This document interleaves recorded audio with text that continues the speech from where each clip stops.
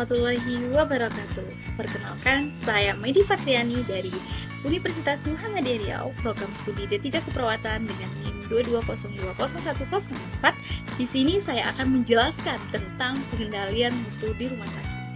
Pengendalian mutu di rumah sakit sangat penting untuk memastikan kualitas pelayanan kesehatan yang optimal bagi pasien.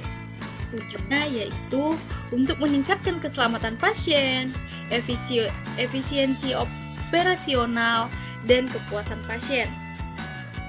Pengendalian mutu di rumah sakit itu sendiri ada 3, yaitu pelayanan pasien, proses medis, dan manajemen dan infrastruktur, yang mana pelayanan pasien itu termasuk dalam aspek seperti komunikasi, kesehatan, empati, dan kemudahan akses. Sedangkan proses medis itu meliputi penanganan pasien, prosedur operasional, pengobatan, dan pemantauan kondisi pasien.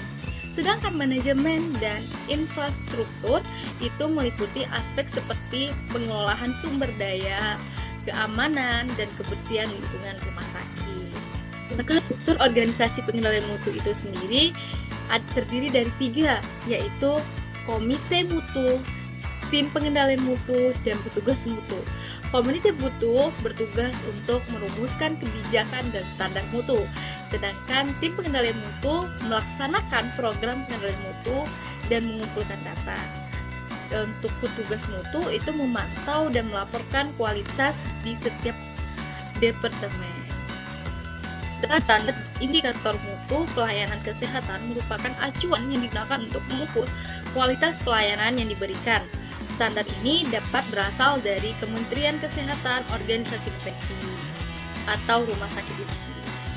Pentingnya pelayanan mutu dalam rumah sakit itu ada 3 metode yang digunakan, yaitu ada Six Sigma, Plan, dan Kaizen. Yang mana Six Sigma adalah metode statistik yang berfokusan pada pengukuran variabilitas dan kesalahan. Sedangkan lain yaitu metode yang bertujuan untuk meminimalkan pemborosan yang meningkatkan efisiensi.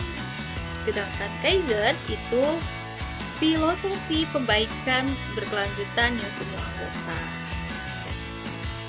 Nah, sedangkan untuk peran dan tanggung jawab setiap staf dalam pengendalian mutu itu berperan penting dalam pengendalian mutu. Mereka harus memahami standar mutu, menerapkannya dalam pekerjaan sehari-hari, dan aktif melaporkan setiap penyimpanan atau masalah yang ada. Nah, untuk peningkatan berkelanjutan dalam pengendalian mutu itu sendiri ada 3, yaitu implementasi teknologi, penerapan teknologi baru untuk meningkatkan efisiensi dalam keamanan pelayanan. Yang kedua, pengembangan staf, memberikan pelatihan dan pengembangan yang berkelanjutan bagi staf untuk meningkatkan kompetensi.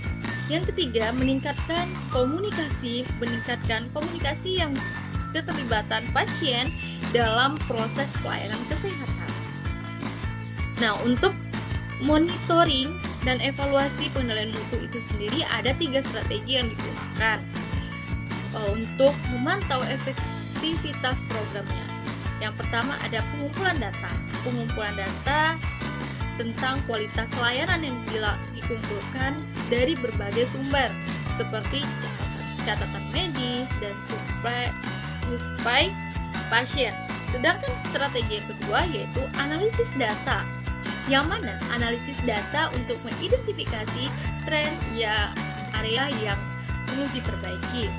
Nah, untuk strategi ketiga yaitu evaluasi. Efektivitas program pengendalian mutu dievaluasi dan dicatat ya apa saja tindakan yang sudah dilakukan.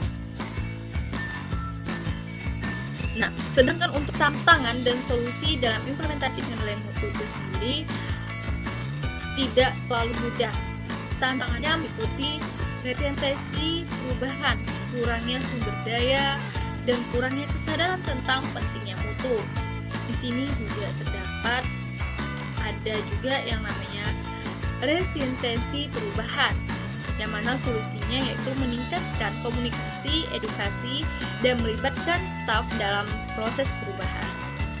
Sedangkan untuk kurangnya sumber daya, solusinya itu mengoptimalkan sumber daya yang ada, mencari pendanaan dan memprioritaskan program.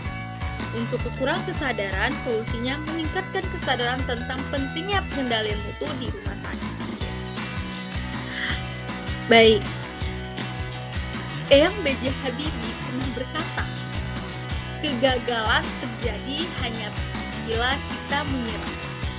Terima kasih, saya sudahi dengan wabillahi taufiq wal hidayah. Wassalamualaikum warahmatullahi wabarakatuh.